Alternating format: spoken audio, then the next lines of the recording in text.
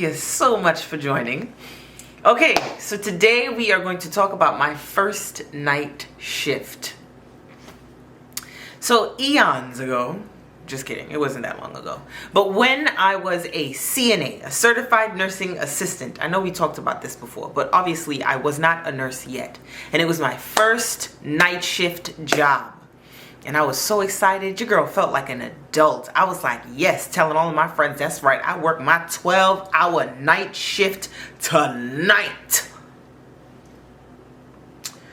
So my mother, I was 18 at the time, and my mother did not trust that I would be able to drive myself home. I had my own car, but she didn't trust that I would be able to drive myself home after my first night shift.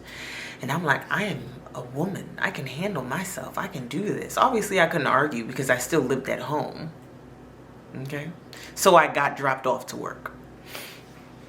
Y'all, I was so pumped. So pumped. It was a postpartum unit, and at the time, I was so convinced that I wanted to go into women's health. And I just felt like everything was just falling into place. I was like, yes, yes, yes. All of the good things. Come, come, come. Y'all, let me tell you, midnight, not even like 2, 3 o'clock in the morning, midnight, your girl was struggling. I was hitting a wall. It was a well-built wall, very sturdy, because I could not get through it. I was just walking and sleeping. I was dragging. Let me tell y'all what one of the things I did was. So part of my job as a CNA on that unit was to make sure that I do my rounds and give patients water every 4 hours. So it's that midnight mark. It's that 4th hour. And so I'm walking into the last patient's room that I have to give water to. And I walk in there and she's awake, breastfeeding. And I walk in and I was like, hey, I have a cup of water for you. And she says, oh, thank you so much. I'm parched.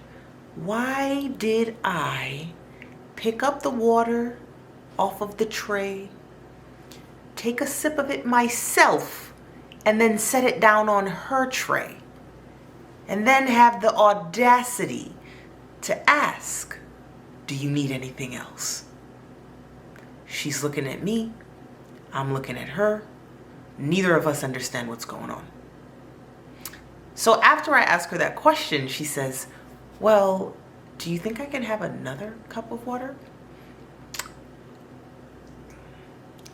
I hadn't even realized at this time that I had sipped the water and set it down in front of her. So I was like, sure. Yeah, are you feeling really thirsty? Now, that seems like a silly question, obviously, because she's asking for more water. The assumption would be that she's really thirsty. But on a postpartum unit, if somebody is feeling super thirsty, that's a symptom of so many other things, and I have to tell the nurse, I'm a CNA. I can't handle this by myself. So she's like, no, I'm not really crazy about, bless her heart. She was so nice to me. She's like, I'm not really super crazy about drinking after people. You know, I'm a super big germaphobe. And it clicked, like it dawned on me in that moment. I was like, oh shit. I just drank this girl's water. The embarrassment, okay? Okay? I was like, I am so sorry. I am so tired. I told her it's my first night shift. I'm just trying to get acclimated. She was so sweet, super understanding. She's like, it's fine, it's fine.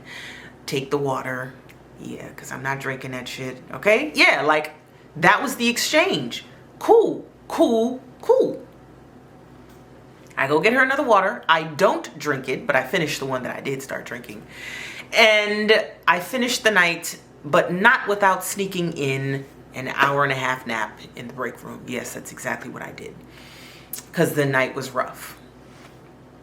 So the night shift comes to an end, and everyone's asking, oh, how was it? How was it? Oh my goodness, you did so great. How did you do? How are you feeling? These are my coworkers asking me, and I'm sure that they were asking me because I looked like a zombie at like 3 o'clock in the morning, and they were probably all trying to figure out where I was for an hour and a half. Yeah.